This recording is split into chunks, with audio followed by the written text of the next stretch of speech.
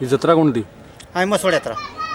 मसवड ये कोल्हापुर जिला, सोलापुर जिला और सतारा जिला, 3 जिले में अपना फिरता है. अपने पास कैसा है, पुशेगाव है, पाली है, औंध है, फिर सांगोला है. ऑल महाराष्ट्रात कुठे देतो? सातारा जिल्हा, सोलापूर जिल्हा, पुणे जिल्हा, सांगली जिल्हा. आता इकडनं कुठे येणार? आता इथून जाणार मी सांगली जिल्ह्यामध्ये. कुठे? सोलापूर जिल्ह्यामध्ये. मसवड जत्रा कोणत्या काय काय देवाची असते? सिद्धनाथ. ही ही पूजा ही रोजच असते, रथ पाडवा. मुंबईतल्या लोकांचं तसं बरंचसं प्रमाण आहे, कारण का मुंबईत बऱ्यापैकी इकडची लोक बरीच स्थायिक आहेत. त्यामुळं अगदी नाही म्हटलं तर यामध्ये आपण 30% मुंबईतल्या मुंबई पुण्यातल्या लोकांचं आपण धरूया या मसवड जत्रेसाठी. इतर जत्रेंचं तसं कमी जास्त प्रमाण होतं, पण बऱ्यापैकी जास्त प्रमाण आहेच. जत्रेमध्ये जास्त प्रमाण म्हणजे 70-80% लेडीजचं असतं देवासाठी आणि 30% जेंट्स. 7 ते 8 लाख म्हणजे मोठ्या यात्रेमध्ये, आणि छोट्या यात्रेमध्ये 3 ते 4 लाखापर्यंत लोक 8 दिवसात येऊन जातात. ताई, आपलं नाव काय? आशा लक्ष्मी करायला आपण कुठून आलात? बैरवाडी कुठच्या तालुक्यामध्ये येतो? शिराळ तालुक्यामध्ये. तर तुम्ही दरवर्षी येता या जत्रेला का? मग कशामुळे येतात? जजमान घेऊन येतात म्हणून येतात की तुमची पण इच्छा असते? कुलदेवता आहे म्हणून. काय वैशिष्ट्य आहे, कशासाठी इथे आल्यावरती? काही जणांचं कुलदैवत. दरवर्षी येतात? दरवर्षी आमच्या कुलस्वामीच आहे ना. कुलस्वामी आहे. कुलस्वामी.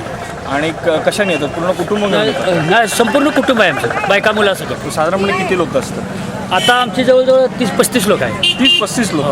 आणि तुम्ही राहण्याच्या दृष्टिकोनाने आला तिकडे? हो, राहण्याच्या दिवशी. म्हणजे किती दिवस मुक्काम करायचं? 3 दिवस. कोल्हापूरहून लोक येतात, सोलापूर म्हणजे लांबून लोक येतात, ते राहावंच लागतं त्यांना कंपल्सरी. आता रथाच्या दुसऱ्या दिवशीपासून आसपासचे खेडे आहेत तिथं लोक उद्या म्हणजे रथाच्या दुसऱ्या दिवसापासून यायला सुरुवात करतात, आणि ते सकाळी येतात, दुपारी देवाचं दर्शन, त्याच्यानंतर पाळणे, त्याच्यानंतर सिनेमे बघणार, आणि रात्री ते घरी जातात सिनेमे सुटले. मग तिथे इथे दर्शना व्यतिरिक्त काही विरंगुळा म्हणून पण असं येतात की फक्त दर्शनाच्या याच्याने येतात? दर्शन बी असते, विरंगुळा बी असते, विरंगुळा पण असतं. मग इथे आता तुम्ही इथे काय काय बघता तिकडे जत्रेमध्ये? चालू काय असते, तमाशा असते.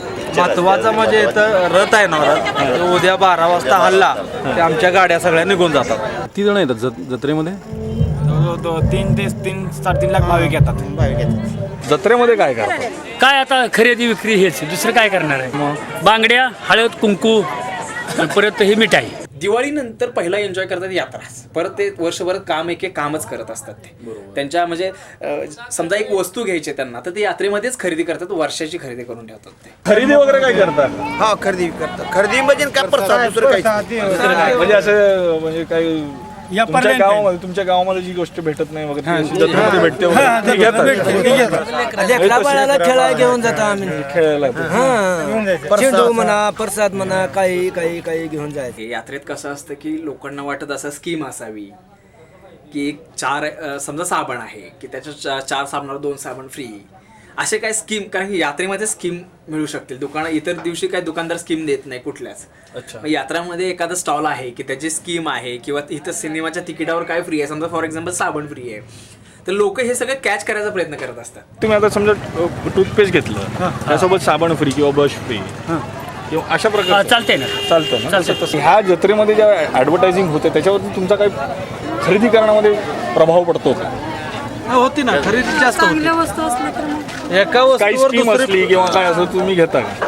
आता साधारणपणे समजा आता तुम्ही साबण वापरता, तर कुठचं साबण वापरता? साबणामध्ये काय बघता तुम्ही?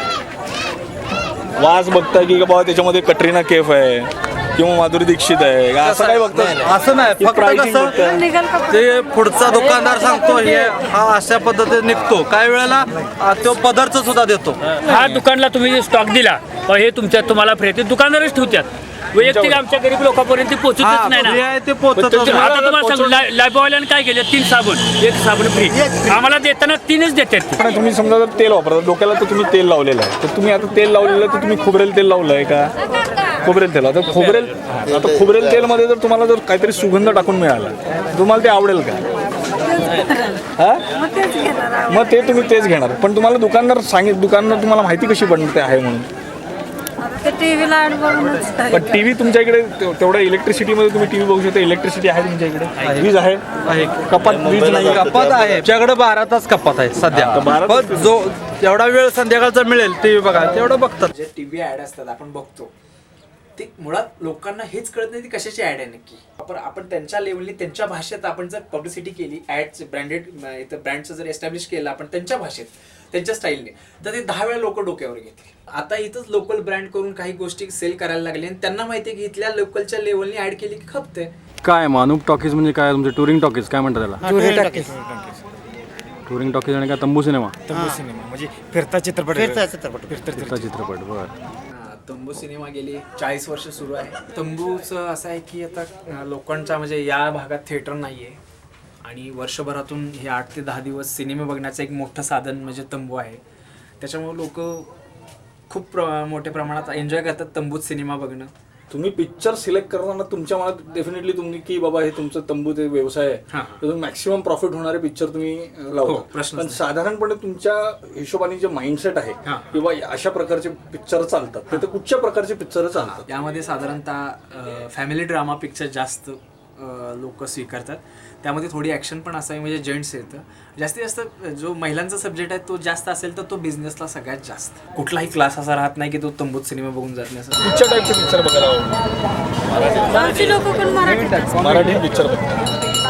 मराठी पिक्चरमध्ये तुम्हाला साधारणपणे कुठचे टाईपचे पिक्चर आवडतात? म्हणजे घरगुती पिक्चर किंवा कॉमेडी टाईपचं आणि असं कौटुंबिक पिक्चर आवडतात? यात्रा या आम्ही किंवा जे मराठी फिल्म लावतोय आम्ही ते महिला येतात म्हणूनच आम्ही फिल्म ह्या पहिल्या लावतोय. कारण यात्रेमध्ये कारण जेंट्स कुठेही जाऊन पिक्चर बघू शकतो थिएटरला, महिला कुठं जाऊ शकत नाही. त्यामुळे महिला या 8 दिवस यात्रेत कंटिन्यू महिलांसाठीच थोडक्यात आपण टार्गेट करतोय. तंबू सिनेमामध्ये किती लोक येतात? तर ते यात्रेवर पब्लिकच्या मनावर अवलंबून आहे ना, कुठला बघायचा कुठला नाही बघायचा. आले म्हणजे कसं 1000-2000 येतं, नाही म्हणजे 100-200 अशी असते. आले म्हणजे 2000-3000 येते. ॲव्हरेज तंबूमध्ये एखाद्या चांगल्या पिक्चरसाठी किती लोक जमा होतात? ॲव्हरेज आता 500 पासून 2000 पर्यंत एका शोला? एका शोला एवढी कॅपॅसिटी आहे.